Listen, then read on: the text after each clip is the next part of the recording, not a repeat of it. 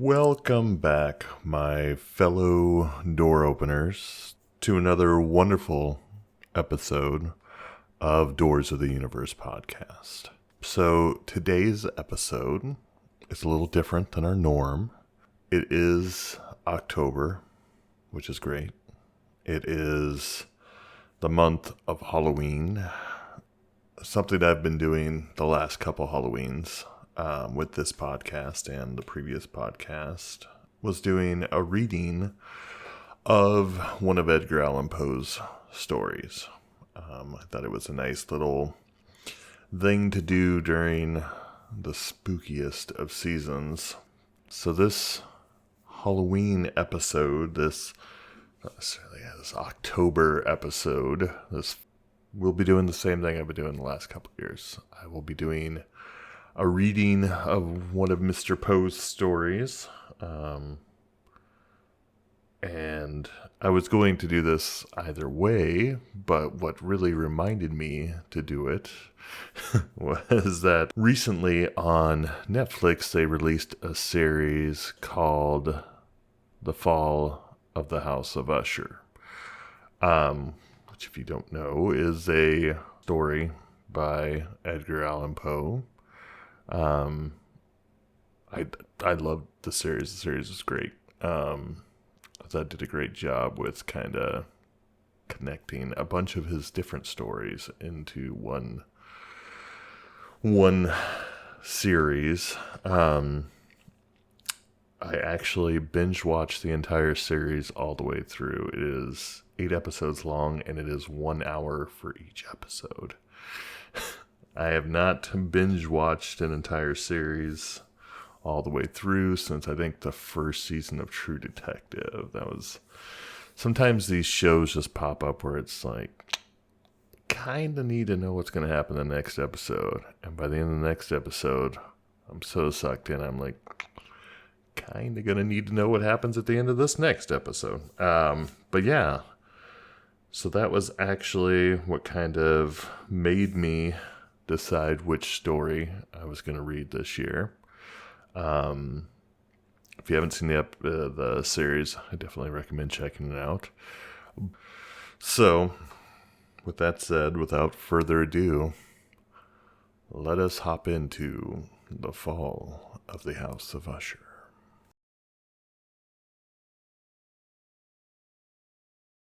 The Fall of the House of Usher by Edgar Allan Poe. During the whole of a dull, dark, and soundless day, in the autumn of the year, when the clouds hung oppressively low in the heavens, I had been passing alone, on horseback, through a singularly dreary tract of country, and at length found myself, as the shades of the evening drew on, within view of the melancholy House of Usher. I know not how it was, but with the first glimpse of the building, a sense of insufferable gloom pervaded my spirit.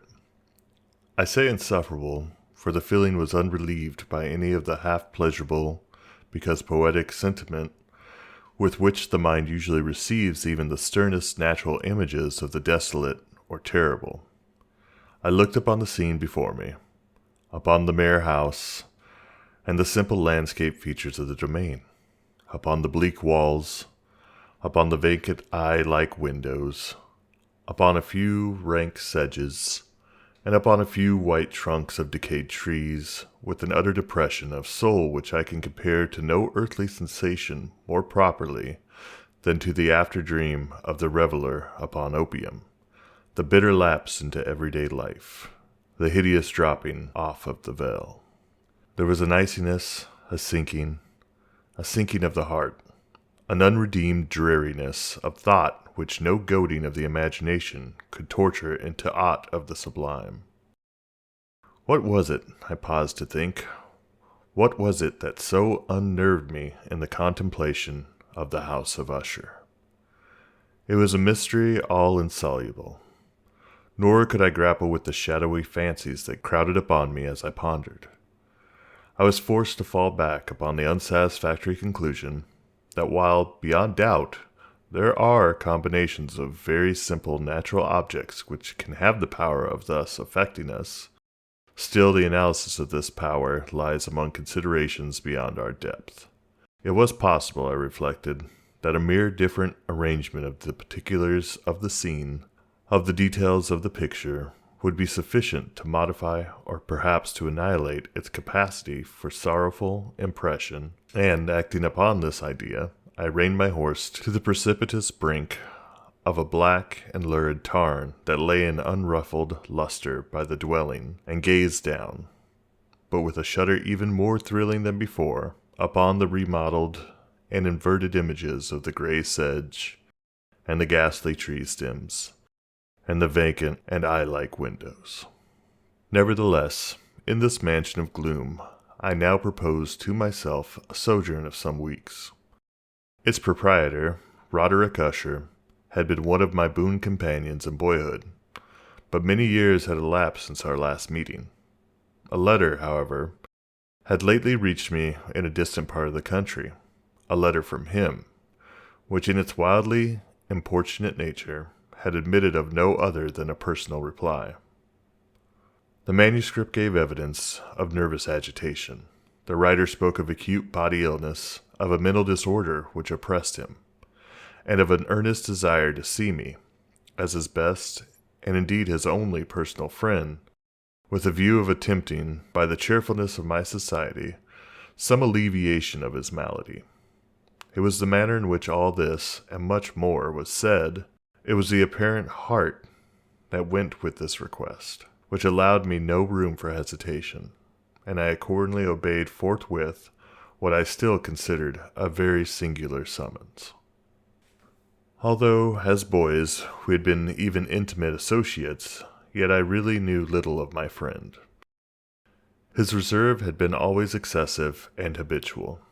I was aware, however, that his very ancient family had been noted, time out of mind, for a peculiar sensibility of temperament, displaying itself through long ages in many works of exalted art, and manifested of late in repeated deeds of munificent yet unobtrusive charity, as well as in a passionate devotion to the intricacies, perhaps even more than to the orthodox and easily recognizable beauties of musical science. I had learned, too, the very remarkable fact that the stem of the Usher race, all time-honored as it was, had put forth at no period any enduring branch. In other words, that the entire family lay in the direct line of descent, and had always, with very trifling and very temporary variation, so lain.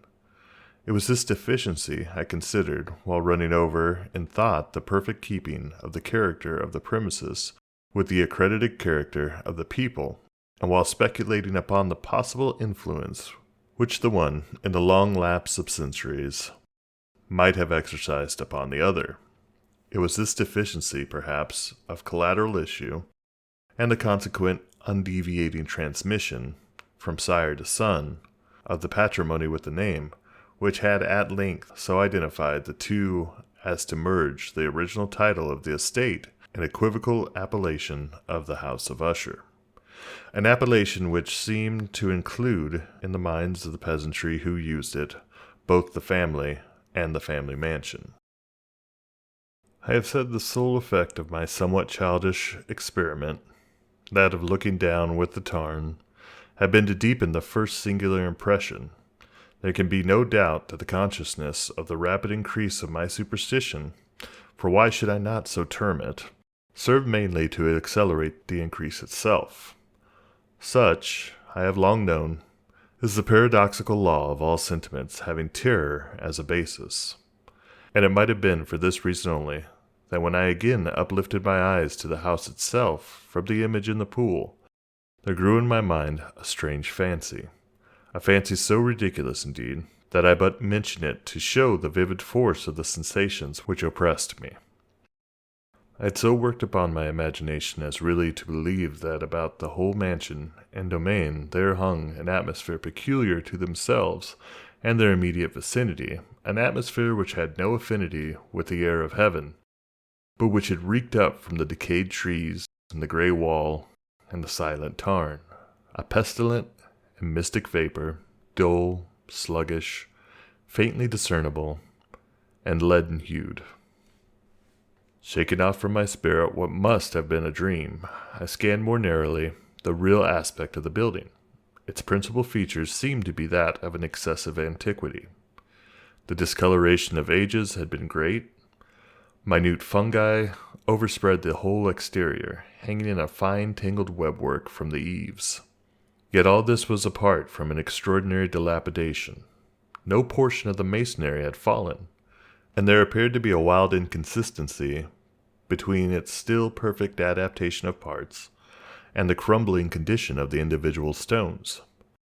In this there was much that reminded me of the specious totality of old woodwork which has rotted for long years in some neglected vault with no disturbance from the breath of the external air. Beyond this indication of extensive decay, however, the fabric gave little token of instability. Perhaps the eye of a scrutinizing observer might have discovered a barely perceptible fissure, which, extending from the roof of the building in front, made its way down the wall in a zigzag direction, until it became lost in the sullen waters of the tarn. Noticing these things, I rode over a short causeway to the house. A servant in waiting took my horse, and I entered the Gothic archway of the hall. A valet, of stealthy step, thence conducted me in silence through many dark and intricate passages in my progress to the studio of his master. Much that I encountered on the way contributed, I know not how, to heighten the vague sentiments of which I have already spoken. While the objects around me, while the carvings of the ceiling, the somber tapestries of the walls, the ebon blackness of the floors, and the phantasmagoric armorial trophies which rattled as I strode, were but matters to which, or to such as which, I had been accustomed from my infancy. While I hesitated not to acknowledge how familiar was all this, I still wondered to find how unfamiliar were the fancies which ordinary images were stirring up. On one of the staircases I met the physician of the family. His countenance, I thought, wore a mangled expression of low cunning and perplexity. He accosted me with trepidation and passed on. The valet now threw open a door and ushered me into the presence of his master. The room in which I found myself was very large and lofty. The windows were long, narrow, and pointed, and at so vast a distance from the black oaken floor as to be altogether inaccessible from within. Feeble gleams of encrimsoned light made their way through the trellised panes, and served to render sufficiently distinct the more prominent objects around. The eye, however, struggled in vain to reach the remoter angles of the chamber, or the recesses of the vaulted and fretted ceiling. Dark draperies hung upon the walls. The general furniture was profuse, comfortless, antique, and tattered. Many books and musical instruments lay scattered about, but failed to give any vitality to the scene. I felt that I breathed an atmosphere of sorrow. An air of stern, deep, and irredeemable gloom hung over and pervaded all. Upon my entrance, Usher arose from a sofa on which he had been lying at full length, and greeted me with a vivacious warmth which had much in it. I at first thought of an overdone cordiality, of the constrained effort of the ennuyé man of the world. A glance, however, at his countenance convinced me of his perfect sincerity. We sat down, and for some moments, while he spoke not, I gazed upon him with a feeling half of pity, half of awe. Surely man had never before so terribly altered, in so brief a period, as had Roderick Usher. It was with difficulty that I could bring myself to admit the identity of the wan being before me with the companion of my early boyhood. Yet the character of his face had been at all times remarkable. A cadaverousness of complexion, an eye large, liquid, and luminous beyond comparison, lips somewhat thin and very pallid, but of a surpassingly beautiful curve, a nose of a delicate Hebrew model, but with a breadth of nostril unusual in similar formations, a finely molded chin, speaking, in its want of prominence, of a want of moral energy, hair of a more than web-like softness and tenuity. These features, with an inordinate expansion above the regions of the temple, made up altogether a countenance not easily to be forgotten.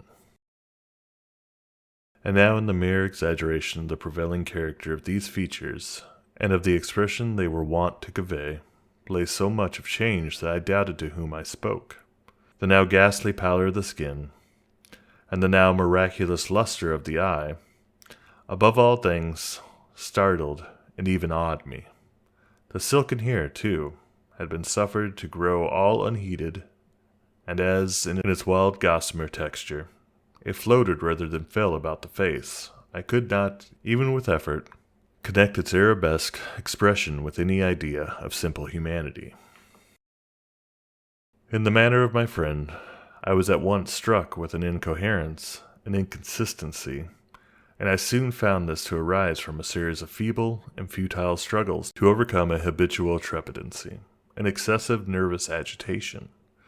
For something of this nature I had indeed been prepared no less by his letter than by reminiscences of certain boyish traits, and by conclusions deduced from his peculiar physical conformation and temperament. His action was alternately vivacious and sullen. His voice varied rapidly from a tremulous indecision, when the animal spirits seemed utterly in abeyance, to the species of energetic concision, that abrupt, weighty, unhurried, and hollow-sounding enunciation, that leaden, self-balanced, and perfectly modulated guttural utterance, which may be observed in the lost drunkard, or in the irreclaimable eater of opium, during the periods of his most intense excitement. It was thus that he spoke of the object of my visit, of his earnestness desire to see me, and of the solace he expected me to afford him. He entered at some length into what he conceived to be the nature of his malady. It was, he said, a constitutional and family evil, and one for which he despaired to find a remedy. A mere nervous affection, he immediately added, which would undoubtedly soon pass off. It displayed itself in a host of unnatural sensations. Some of these, as he detailed them, interested and bewildered me, although perhaps the terms and the general manner of the narration had their weight. He suffered much from a morbid acuteness of the senses. The most insipid food was alone endurable. He could wear only garments of certain texture. The odors of all the flowers were oppressive. His eyes were tortured by even a faint light, and there were but peculiar sounds, and these from stringed instruments, which did not inspire him with horror. To an anomalous species of terror, I found him a bounden slave. "I shall perish," said he. "I must perish in the deplorable folly. Thus, and not otherwise, shall I be lost. I dread the events of the future, not in themselves, but in their results. I shudder at the thought of any, even the most trivial, incident which may operate upon this intolerable agitation of soul. I have, indeed, no abhorrence of danger, except in its absolute effect, in terror. In this unnerved, in this pitiable condition, I feel that the period will sooner or later arrive when I must abandon life and reason together, in some struggle with the grim phantasm, fear." I learned, moreover, at intervals and through broken and equivocal hints, another singular feature of his mental condition. He was enchained by certain superstitious impressions in regard to the dwelling which he tenanted, and whence for many years he had never ventured forth, in regard to an influence whose superstitious force was conveyed in terms too shadowy here to be restated, an influence which some peculiarities in the mere form and substance of his family mansion had, by dint of long sufferance, he said, obtained over his spirit. An effect which the physique of the grey walls and turrets, and of the dim tarn into which they all looked down, had at length brought about upon the morale of his existence. He admitted, however, although with hesitation, that much of the peculiar gloom which thus afflicted him could be traced to a more natural and far more palpable origin, to the severe and long-continued illness, indeed to the evidently approaching dissolution, of a tenderly beloved sister, his sole companion for long years, his last and only relative on earth. Her decease, he said with a bitterness which I can never forget, would leave him, the hopeless and the frail, the last of the ancient race of the Ushers. While he spoke, the Lady Madeline, for so was she called, passed slowly through a remote portion of the apartment, and without having noticed my presence, disappeared. I regarded her with an utter astonishment, not unmingled with dread, and yet I found it impossible to account for such feelings. A sensation of stupor oppressed me as my eyes followed her retreating steps, when a door at length closed upon her. My glance sought instinctively and eagerly the countenance of the brother, but he had buried his face in his hands, and I could only perceive that a far more than ordinary wanness had overspread the emaciated fingers through which trickled many passionate tears. The disease of the Lady Madeline had long baffled the skill of her physicians. A settled apathy, a gradual wasting away of the person, and frequent, although transient affections of a partially cataleptical character, were the unusual diagnosis. Hitherto she had steadily borne up against the pressure of her malady, and had not betaken herself finally to bed, but on the closing in of the evening of my arrival at the house, she succumbed, as her brother told me at night with inexpressible agitation, to the prostrating power of the destroyer, and I learned that the glimpse I had obtained of her person would thus probably be the last I should obtain, that the lady, at least while living, would be seen by me no more. For several days ensuing, her name was unmentioned by either Usher or myself, and during this period I was busied in earnest endeavors to alleviate the melancholy of my friend. We painted and read together, or I listened, as if in a dream, to the wild improvisations of his speaking guitar. And thus, as a closer and still closer intimacy admitted me more unreservedly into the recesses of his spirit, the more bitterly did I perceive the futility of all attempt at sharing a mind from which darkness, as if an inherent positive quality, poured forth upon all objects of the moral and physical universe, in one unceasing radiation of gloom. I shall ever bear about me a memory of the many solemn hours I thus spent alone with the master of the House of Usher. Yet I should fail in any attempt to convey in it an idea of the exact character of the studies, or the occupations in which he involved me or led me the way. An excited and highly distempered ideality threw a sulphureous luster over all. His long improvised dirges will ring forever in my ears. Among other things, I hold painfully in mind a certain singular perversion and amplification of the wild air of the last waltz of von Weber. From the paintings over which he elaborated fancy brooded, and which grew, touch by touch, into vagueness at which I shuddered the more thrillingly, because I shuddered knowing not why. From these paintings, vivid as their images now are before me, I would in vain endeavor to induce more than a small portion which should lie within the compass of merely written words.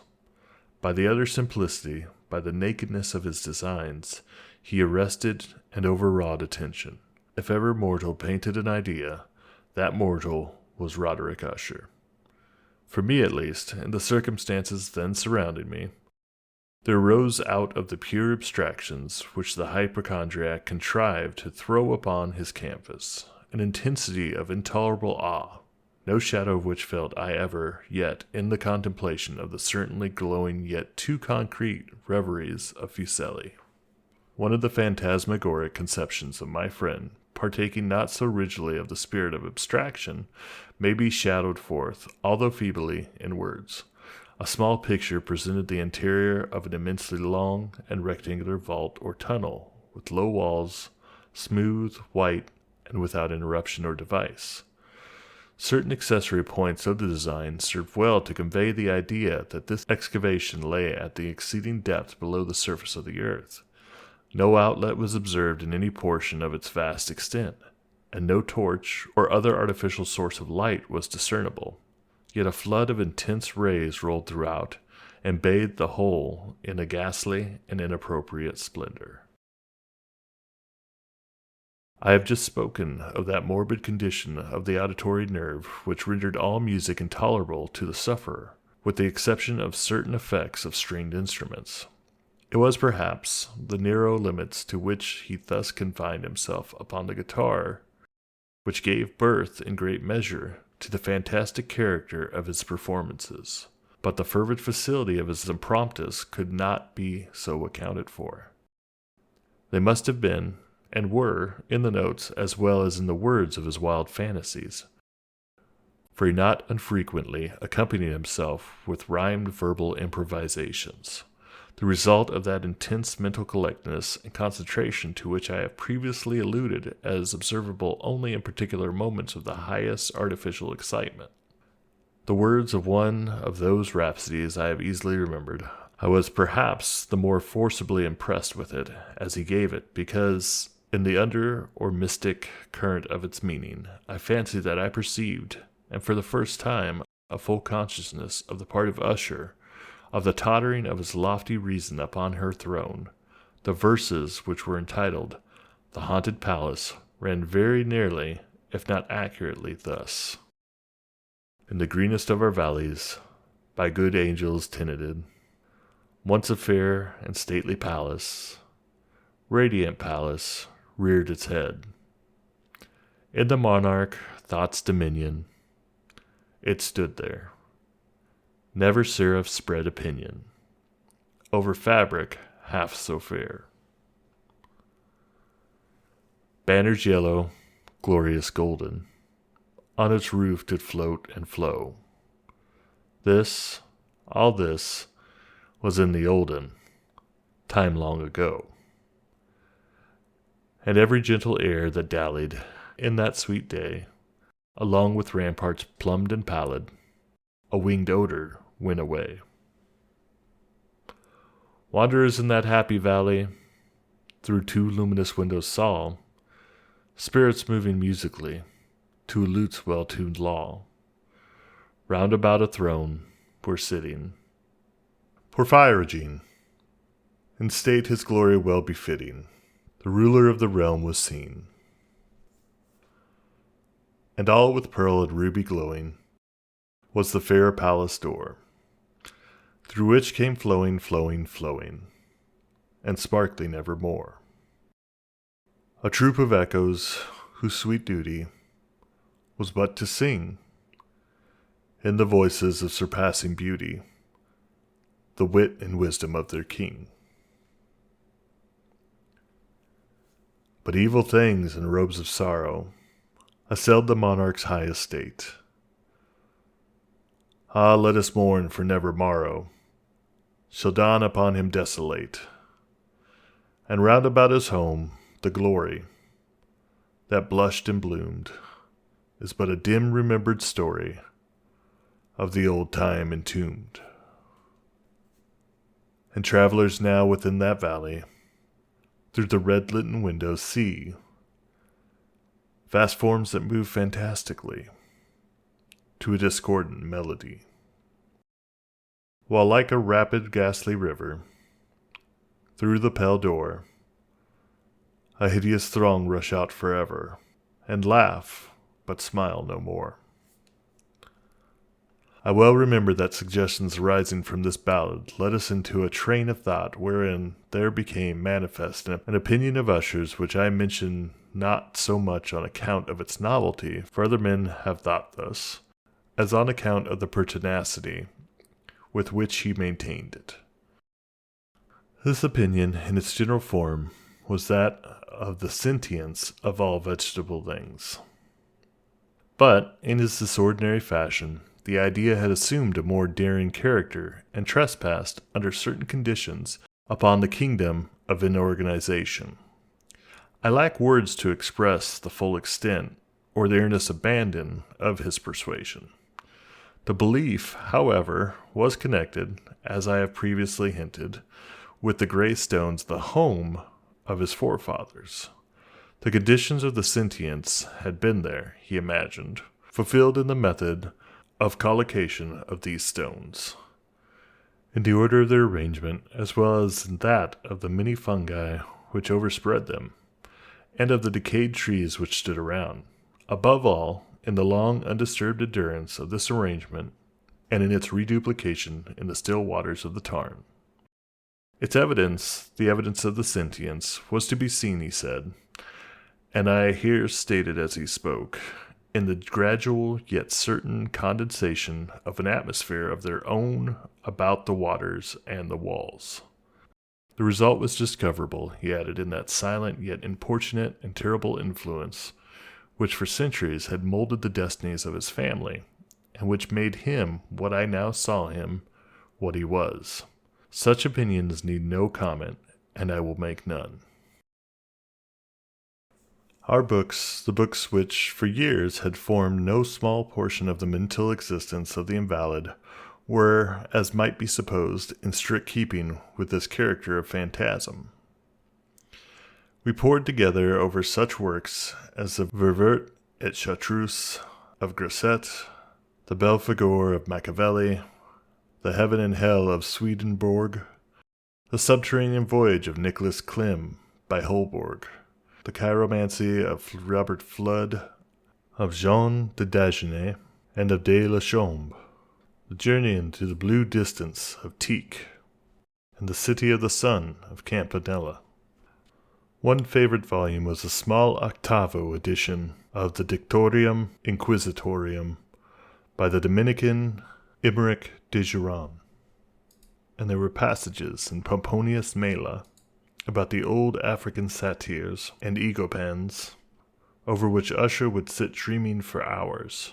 His chief delight, however, was found in the perusal of an exceedingly rare and curious book in quarto Gothic, the Manual of a Forgotten Church, the Vigiliae Mortuorum Secundum Quorum Ecclesiae Megundinae. I could not help thinking of the wild ritual of this work, and of its probable influence upon the hypochondriac, when one evening, having informed me abruptly that the Lady Madeline was no more, he stated his intention of preserving her corpse for a fortnight, previously to its final interment, in one of the numerous vaults within the main walls of the building. The worldly reason, however, assigned for this singular proceeding was one which I did not feel at liberty to dispute. The brother had been led to his resolution, so he told me, by consideration of the unusual character of the malady of the deceased, of certain obtrusive and eager inquiries on the part of her medical men, and of the remote and exposed situation of the burial ground of the family. I will not deny that when I called to mind the sinister countenance of the person whom I met upon the staircase on the day of my arrival at the house, I had no desire to oppose what I regarded as at best but a harmless and by no means an unnatural precaution. At the request of Usher, I personally aided him in the arrangements for the temporary entombment. The body having been encoffined, we two alone bore it to its rest. The vault in which we placed it, and which had been so long unopened that our torches, half smothered in its oppressive atmosphere, gave us little opportunity for investigation, was small, damp, and entirely without means of admission for light, lying at great depth, immediately beneath that portion of the building in which was my own sleeping apartment. It had been used apparently in remote feudal times for the worst purposes of a donjon keep, and in later days as a place of deposit for powder or some other highly combustible substance, as a portion of its floor and the whole interior of a long archway through which we reached it were actually sheathed with copper. The door, of massive iron, had been also similarly protected. Its immense weight caused an unusually sharp grating sound as it moved upon its hinges.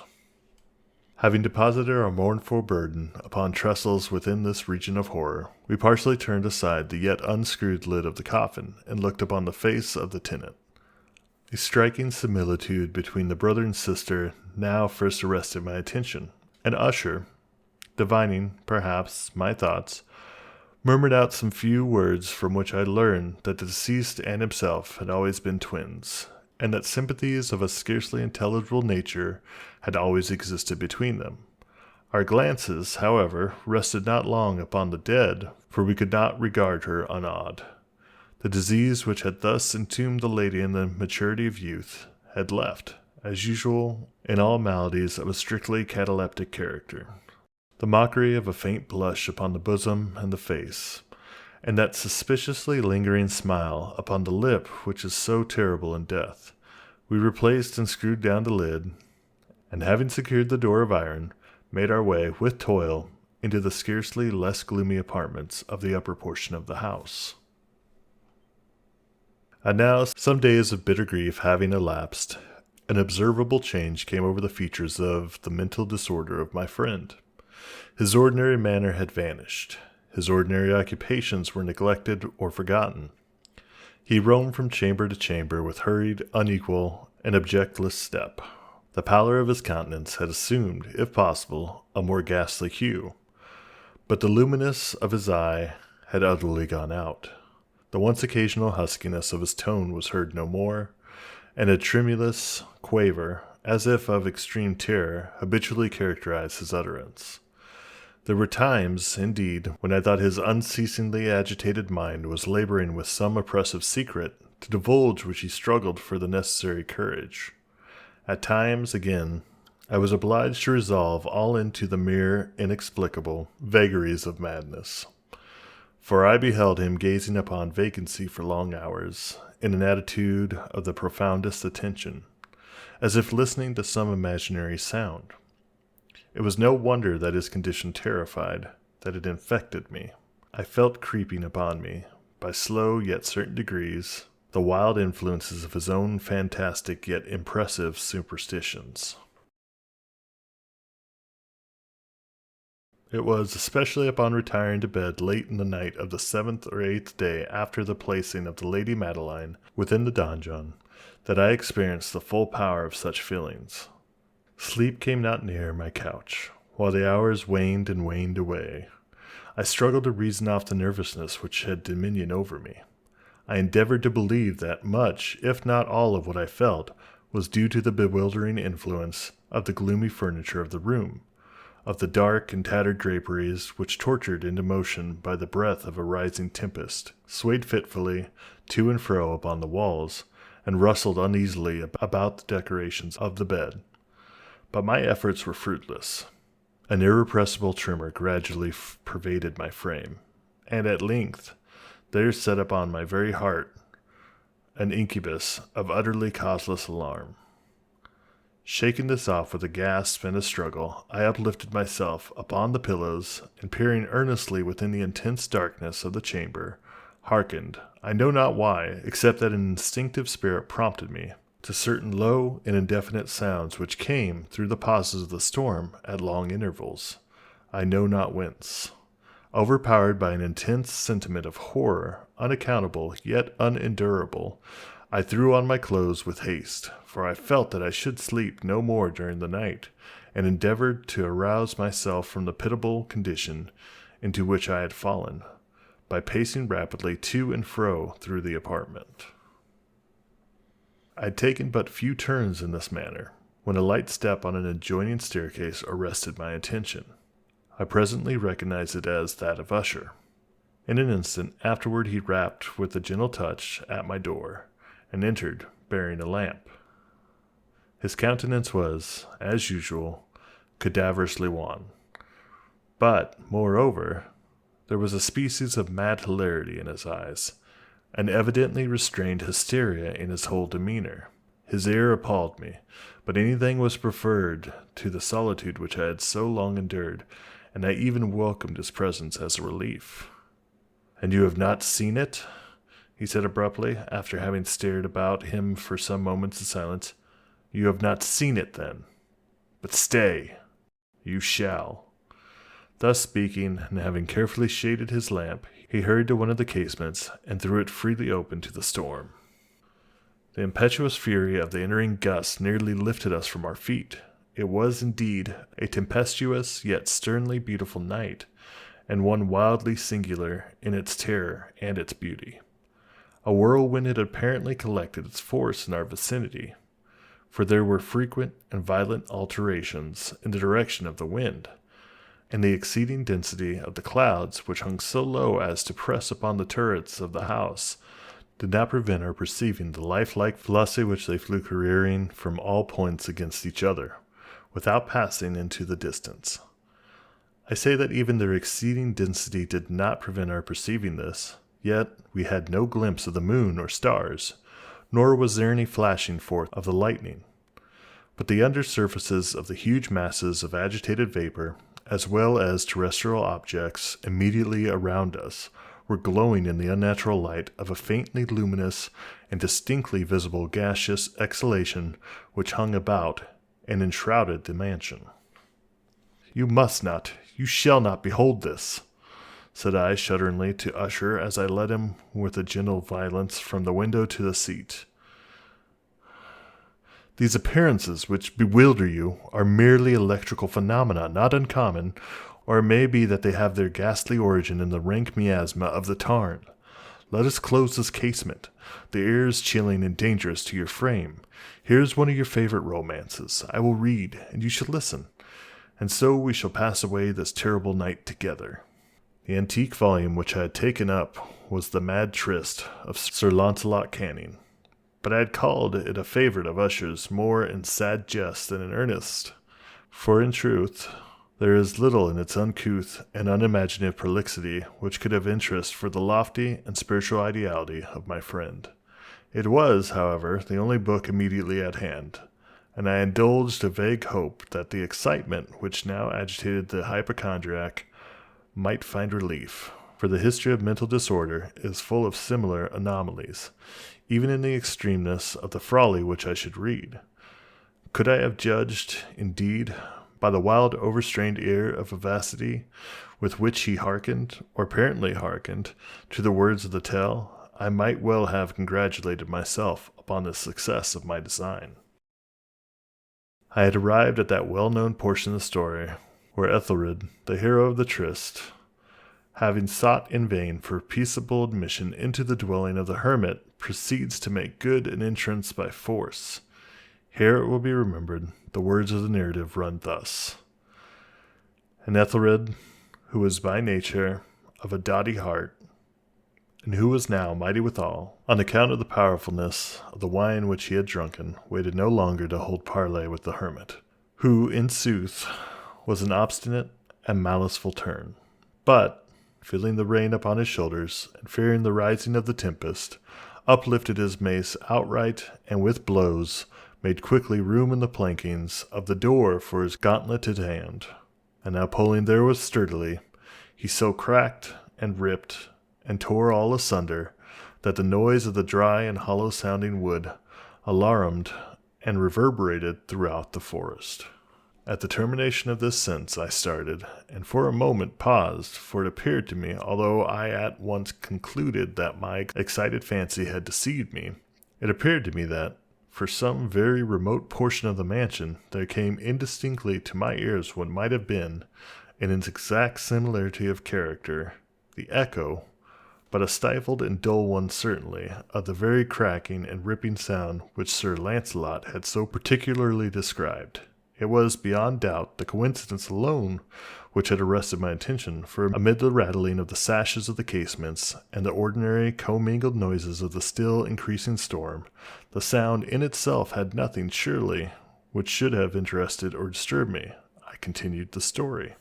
But the good champion Ethelred, now entering within the door, was sore enraged and amazed to perceive no signal of the maliceful hermit, but in the stead thereof a dragon of a scaly and prodigious demeanor, and of a fiery tongue, which sate in guard before a palace of gold, with a floor of silver, and upon the wall there hung a shield of a shining brass, with this legend enwritten: "Who entereth herein, a conqueror hath been.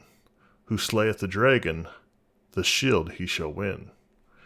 And Ethelred uplifted his mace, and struck upon the head of the dragon, which fell before him, and gave his pesty breath, with a shriek so horrid and harsh, and withal so piercing, that Ethelred had fain to close his ears with his hands against the dreadful noise of it, the like whereof was never before heard.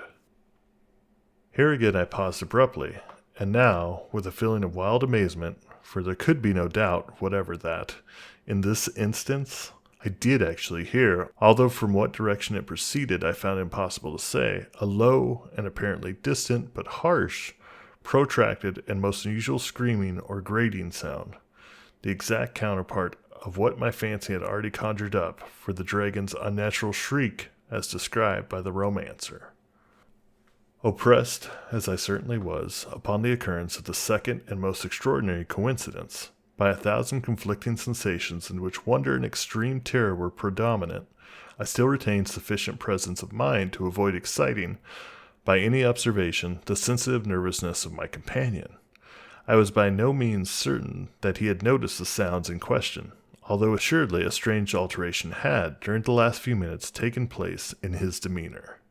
From a position fronting my own, he had gradually brought round his chair, so as to sit with his face to the door of the chamber, and thus I could but partially perceive his features, although I saw that his lips trembled as if he were murmuring inaudibly. His head had dropped upon his breast, yet I knew that he was not asleep, from the wide and rigid opening of the eye as I caught a glance of it in profile. The motion of his body, too, was at variance with this idea, for he rocked from side to side with a gentle yet constant and uniform sway. Having rapidly taken notice of all this, I resumed the narrative of Sir Launcelot, which thus proceeded. And now the champion, having escaped from the terrible fury of the dragon, bethinking himself of the brazen shield, and of the breaking up of the enchantment which was upon it, removed the carcass from out of the way before him, and approached valorously over the silver pavement of the castle to where the shield was upon the wall, which in sooth tarried not for his full coming, but fell down at his feet upon the silver floor with a mighty, great, and terrible ringing sound. No sooner had these syllables passed my lips than, as if a shield of brass had indeed at that moment fallen heavily upon the floor of silver, I became aware of a distinct, hollow, metallic, and clangorous, yet apparently muffled reverberation.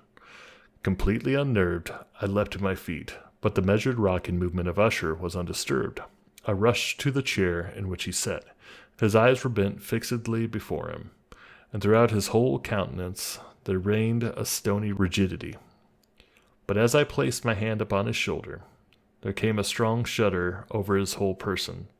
A sickly smile quivered about his lips, and I saw that he spoke in a low, hurried, and gibbering murmur, as if unconscious of my presence. Bending closely over him, I at length drank in the hideous import of his words. "Not hear it? Yes, I hear it, and have heard it. Long, long, long. Many minutes, many hours, many days have I heard it. Yet I dared not. Oh, pity me, miserable wretch that I am. I dared not speak. We have put her living in the tomb. Said I not that my senses were acute? I now tell you that I have heard her first feeble movements in the hollow coffin. I heard them many days ago, yet I dared not speak. And now, tonight, Ethelred, the breaking of the hermit's door, and the death cry of the dragon, and the clangor of the shield, say rather than rending of her coffin, and the grating of the iron hinges on her prison, and her struggles within the coppered archway of the vault. Oh, whither shall I fly? Will she not be here anon? Is she not hurrying to upbraid me for my haste? Have I not heard her footsteps on the stair? Do I not distinguish that heavy and horrible beating of her heart? Madman! Here he sprang furiously to his feet, and shrieked out his syllables as if the effort he were giving up his soul. Madman! I tell you she now stands without the door. As if the superhuman energy of his utterance that had been found the potency of a spell, the huge antique panels to which the speaker pointed threw slowly back, upon the instant, their ponderous and ebony jaws. It was the work of the rushing gust, But then, without those doors there, did stand the lofty and enshrouded figure of the Lady Madeline of Usher. There was blood upon her white robes, and the evidence of some bitter struggle upon every portion of her emaciated frame. For a moment she remained trembling and reeling to and fro upon the threshold, then, with a low moaning cry, fell heavily inward upon the person of her brother, and in her violent and now final death agonies, bore him to the floor a corpse, and a victim to the terrors he had anticipated. From that chamber and from that mansion I fled aghast. The storm was still abroad, in all its wrath, as I found myself crossing the old causeway. Suddenly there shot along the path a wild light, and I turned to see whence a gleam so unusual could have issued. For the vast house and its shadows were alone behind me. The radiance was that of the full, setting, and blood-red moon, which now shone vividly through that once barely discernible fissure, of which I have before spoken as extending from the roof of the building in a zigzag direction to the base. While I gazed, the fissure rapidly widened. There came a fierce breath of whirlwind. The entire orb of the satellite burst at once upon my sight. My brain reeled as I saw the mighty walls rushing asunder. There was a long, tumultuous shouting sound like the voice of 1,000 waters, and the deep and dank tarn of my feet closed sullenly and silently over the fragments of the House of Usher.